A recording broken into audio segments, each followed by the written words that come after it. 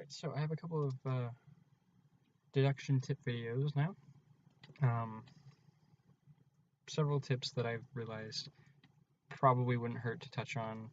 They don't get touched on enough, or at all in some cases, when it comes to learning about deduction. So I wanted to go ahead and jump into a few of them. I have only a couple today that I'll go over, but I have more after this as well. And a considerable amount of time to work on them for a couple days now, so hopefully we'll get a few of these out over the course of the week. Starting with the tip video for today, though, it is proper use of your Watson, or how not to abuse a Watson. Now, by Watson, I mean, simply put, someone who's willing to listen to your deductions, who's willing to walk through them with you, even compete with them, compete in deduction with you.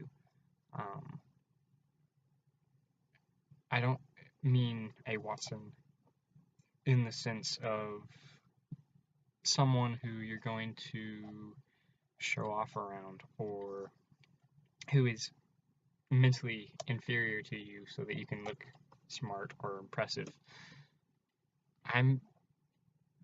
I'm talking about the practical applications of this, and that is the fact that a Watson can help you in many ways think of things from a different perspective.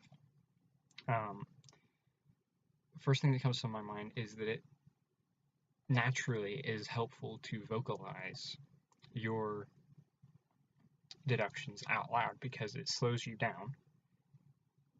When you speak a word, you're going slower than your mind is.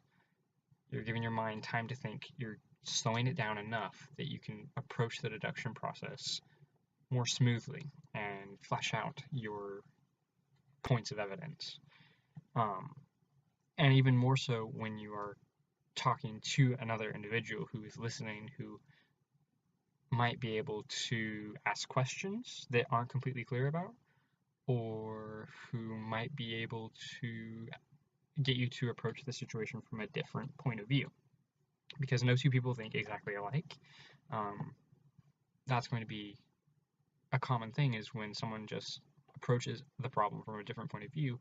They may not be wrong, you may not be wrong, but from seeing it from a different point of view may get you to think about a piece of evidence that you had missed previously. Besides that,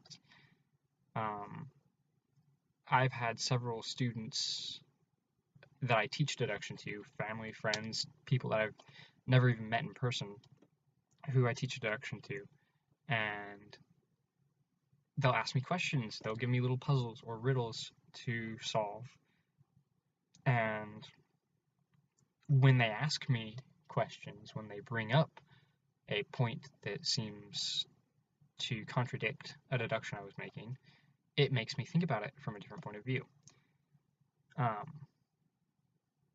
So the second point I want to talk about today is also along the lines of Watson's. Is someone asked, I believe it was Ronald Knox, subscriber, asked me where to find a Watson. I can understand that. It's sometimes difficult to find someone who's willing to play along with deduction. For example, within my own family, I'm very divided. My father was a deductionist before I was. I've taken it well beyond his own skill because he never trained like I did. So because of that, I have somewhat of a sparring partner. My brother, he takes in my footsteps, and he's very interested in the art of deduction. He follows me. He will listen to me. He lets me teach him about deduction. On the other hand, my mother and my sister have no interest in it. My sister thinks it's a pseudoscience. So I'm constantly on a daily basis having to prove myself to them. Both of these are good examples, though, because on one hand, you're getting that mental sparring, that slow down, you have to work through it. And on the other hand, you have to work even harder to prove that you know what you're doing. So a Watson in some cases may not be someone who's willing to just agree with you. It may be someone who's willing to challenge you.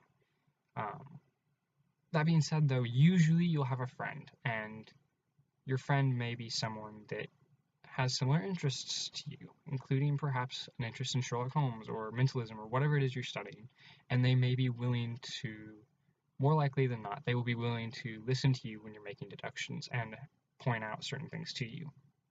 And especially, I did a video a couple weeks back, maybe last month, about deduction games, which is practices between two deductionists or deductionist and his Watson. This is just something to help keep both parties interested, and a way to practice your observation and your deduction.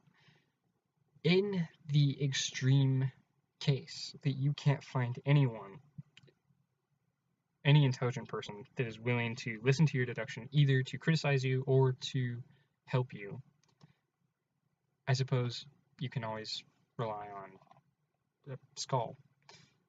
Yeah, Scully is alive and well, by the way, figuratively speaking, alive. That's it for today. I do have more deduction tip videos on the way, so stay tuned for those, and have a good day.